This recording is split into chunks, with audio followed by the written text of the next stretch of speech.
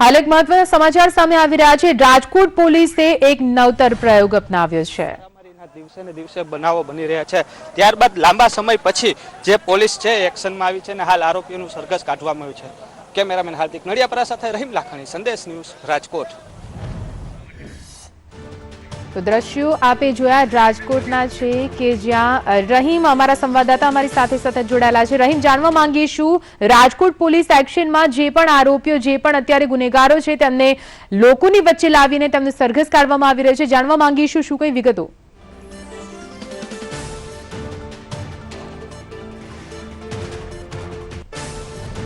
જે રીતના વાત કરવામાં છે, જૂના માર્કેટિંગ યાર્ડ પાછળ ગઈકાલે મારામારીનો બનાવ બન્યો હતો। 4 જેટલા લોકો આરોપીઓ છે તેનું સરઘસ કાઢવામાં છે। અત્યારે ડીસીપી આપણી સાથે વાત કરવા જોડાયા છે, તેમની સાથે વાત કરશું। સર, જે રીતના સરઘસ કાઢવામાં છે, લાંબા સમય પછી આરોપીઓ જે રીતના કહી શકાય કે પોલીસ એક્શનમાં આવી હોય તેવું લાગી રહ્યું છે, શું કહો છો? नहीं, गईकाल जो बनाव बना था आजी डैम विस्तार में जुबैर અને जबार के बीच में, इसमें अपने आरोपी ने कई काल अटक करा था અને आज जगह ઉપર लाए थे पंचनामा માટે અને તમામની હાજરીમાં તમામ કાર્યવાહી કરી છે। સર, કઈ પ્રકારનો બનાવ હતો ને હાલ જે રીતના આરોપીઓ છે કઈ રીતના ગુનાહિત ઇતિહાસ છે તમને?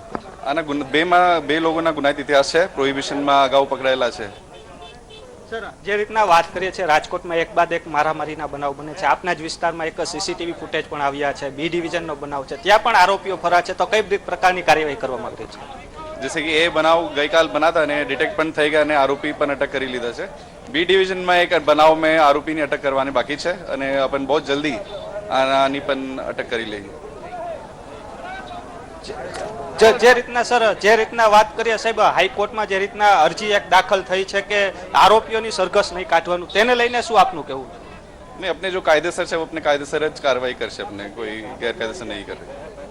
જે રીતના અત્યારે જે રીતના લઈ આવવામાં આવ્યા છે પોલીસ દ્વારા, તેને લઈને, કારણ કે જે કહી શકે લોકોના ટોળા પણ એકત્ર થઈ ગયા છે, તેને લઈને શું કહેશો? क्योंकि આ જો ભીડભાડ વાળા ઇલાકા છે, જૂના માર્કેટિંગ યાર્ડ છે, તો સ્વાભાવિક છે કે અહીંયા પોલીસ આવે અગર આરોપી લઈને તો ટોળા એકઠા તો થવાના છે।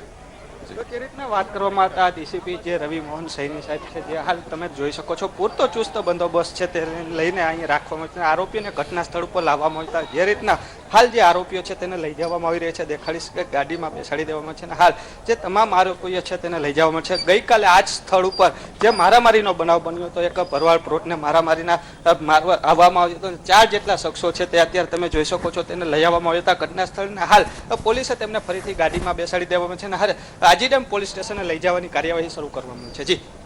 જી બિલકુલ રહીમ, પૂરી માહિતી માટે આભાર।